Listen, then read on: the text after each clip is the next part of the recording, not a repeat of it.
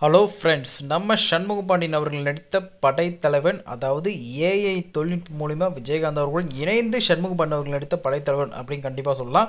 இந்த திரைப்படத்தோட விமர்சனம் தான் இந்த வீடியோவில் வந்து பார்க்க போகிறோம். ஸோ ஃபர்ஸ்ட் டைம் நம்ம சேனலுக்கு வரீங்கன்னா சப்ஸ்கிரைப் பண்ணுவீங்க. ஸோ படைத்தலைவன் திரைப்படம் பொறுத்தவரை ஒன்லைன் பிளாட் மட்டும் சொல்லிடுறேன். அதாவது கதையோட கரு. ஸோ அதை மட்டும் சின்னதாக வந்து சொல்கிறேன். முழுமையாக வந்து கதை திரைக்கதைலாம் வந்து நம்ம போக தேவையில்ல. படைகள் திரைப்படத்தோட ஒன்லைன் பிளாட் என்ன அப்படின்னு கேட்டிங்கன்னா, கஸ்தூர் ராஜா. ஸோ இவர் தான் வந்து குடும்ப தலைவர். கஸ்தூர் ராஜா, நம்ம சண்முக பாண்டியன், அதேமாரி ஒரு பொண்ணு, அதேமாரி ஒரு யானை.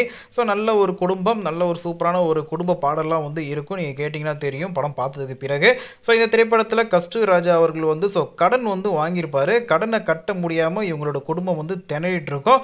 அதன் பிறகு என்ன வழி பண்ணலாம், எப்படி கடனை வந்து தீர்த்து கட்டலாம், அதாவது கடனை வந்து எப்படி வந்து வட்டி முதலமாக வந்து சேர்த்து முடிக்கலாம் அப்படின்னு சண்முக பண்ணவர்களும் அதேமாரி சண்முக பண்ணவர்கள் குடும்பமும் வந்து யோசிக்கும் போது யானை இருக்குது, யானையை வந்து வித்துடலாம் அப்படின்னு வந்து இவங்க வந்து பிளான் பண்ணுறாங்க. அதாவது யானையை விற்று இவங்களோட கடனை வந்து அடைச்சிடலாம் அப்படின்காக ஆசையாக வளர்த்த, சின்ன வயசுலேருந்து வளர்த்த யானையை வந்து சண்முக பாண்டியன் மற்றும் அவங்க குடும்பத்தினர் வந்து காசுக்காக வித்துடுறாங்க. ஐ மீன் அவங்க வந்து கடனை வந்து அதிகமாக வாங்குறதால அவங்களுக்கு வேறு வழி இல்லாமல் இந்த யானையை விற்று கடனை வந்து அடைச்சிடுறாங்க.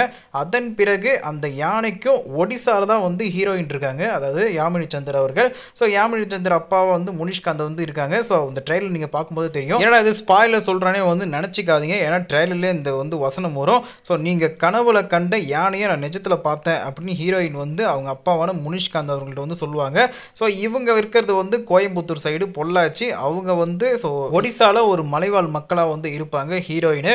இங்கே பொள்ளாச்சியில இருந்து அந்த ஒடிசா சைடில் என்ன ஒரு கனெக்ஷனு, நம்ம கடனுக்காக நம்ம ஆசாசியாக வளர்த்த யானையை வந்து நம்ம வந்து வித்துட்டோம். அதை வந்து பிறகு நம்ம எப்படி வந்து இது பண்ணலாம், யானையும் சண்முகபாண்டியன் குடும்பம் வந்து சேர்ந்துச்சா அப்படின்ட்டு தான் வந்து மீதி கதை. இதுக்கு நடுவில் கருடா ராம் அவர்களோட ஒரு மிரட்டலான ஒரு வில்லத்தனம்லாம் வந்து வேறு லெவலில் இருக்கும். நீங்கள் படம் பார்த்தவங்களுக்கு தெரியும்.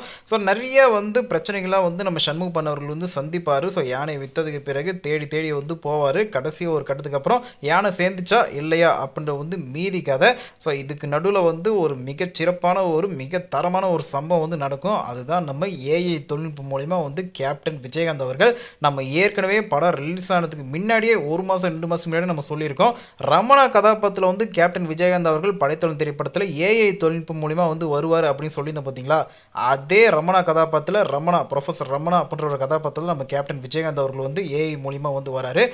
அவர்கிட்ட வந்து யார் இன்ட்ரடியூஸ் பண்ணி விட்றா அப்படின்னு கேட்டிங்கன்னா, அந்த ரமணா திரைப்படத்தில் நடித்த யூகி சேது அவர்கள் தான்.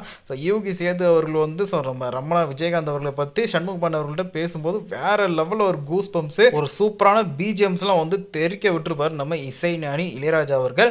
நம்ம சண்முகபாண்டியன் மற்றும் நம்ம கேப்டன் விஜயகாந்த் அவர்கள் எதிராக வந்து பேசுகிற அந்த காட்சிகள்லாம் வந்து நீங்கள் படத்தை பார்த்தா தெரியும். அது பேசுகிற மாரி காமிச்சிருப்பாங்களா, கேப்டன் குரல் வந்து வருமா, அப்படி இல்லைன்னா பேக்ரவுண்ட் ஸ்கோரோட முடிச்சிருப்பாங்களா அப்படி நீங்கள் படத்தை பார்த்து தெரிஞ்சுக்கோங்க. இவங்களோட பிரச்சனை, அதாவது சண்முகபாண்டியன் மற்றும் சண்முகபாண்டியன் ஊரில் இருக்கிற பிரச்சனை, அதேமாரி யானை, அந்த சம்மந்தப்பட்ட பிரச்சனைகள்லாம் வந்து கேப்டன் விஜயகாந்த் அவர்கள் வந்து சொல்கிறாங்க. அதன் பிறகு வந்து தீர்வு வந்து கிடச்சிதா, யானை கடைசியாக வந்து சேர்ந்துச்சா, அப்புறம் கருடராம வந்து என்ன பண்ணாங்க அப்படின்றதான் வந்து மீதி கதை. இந்த திரைப்படம் அப்படின்னு கேட்டிங்கன்னா, கதை ஜஸ்ட் ஒரு கரு அப்படின்னு கேட்டிங்கன்னா ஒன்லைன் பிளாட்டு ஓகே தான், சூப்பராக தான் இருக்குது. பட் திரைக்கதை சில பேர்த்துக்கு வந்து செட் ஆகும். ஆனால் யங்ஸ்டர்ஸ் மத்தியில் கொஞ்சம் செட் ஆகுமா அப்படின்னு கேட்டிங்கன்னா கொஞ்சம் கேள்விக்குறி தான். ஏன்னா வந்து கொஞ்சம் ஸ்லோவாக கொஞ்சம் போகிற மாரி இருக்குது, கொஞ்சம் ஒரு சில லேக் காட்சிகளும் இருக்குது. பட் அந்த பொட்டு வைத்த சாங்க்கும் இந்த சண்முக பண்ணவர்களோட சண்டை காட்சிக்கும் வேறு லெவலில் ஒரு கூஸ் பம்ப்ஸ் வந்து கிடைக்கும். இந்த திரைப்படத்தை வந்து பார்த்தீங்கன்னா சண்முக பண்ணவர்கள் ஆக்டிங் வேறு லெவலு. மற்றவங்களும் வந்து சொல்கிற அளவுக்கு பெருசாக இல்லைனாலும் கருடாராமு, முனிஷ்காந்த், அதேமாதிரி யூகி சேது ஆக்டிங்லாம் வந்து நல்லாயிருக்கு. ஏஐ மூலிமா கேப்டன் அவர்களை பார்த்ததே வந்து ஒரு மிகப்பெரிய ஒரு திருப்தி அப்படின்னு கண்டிப்பாக சொல்லுவேன். ஒன் டைம் வாட்சபிள் மூவியாக தான் வந்து இருக்குது. ஆனால் கேப்டன் ரசிகர்களுக்கு பல முறை வேணாலும் இந்த படைத்தலைவன் திரைப்படத்தை கண்டிப்பாக வந்து பார்க்கலாம். அவ்வளோதான் ஃப்ரெண்ட்ஸ், தேங்க்ஸ் ஃபார் வாட்சிங்.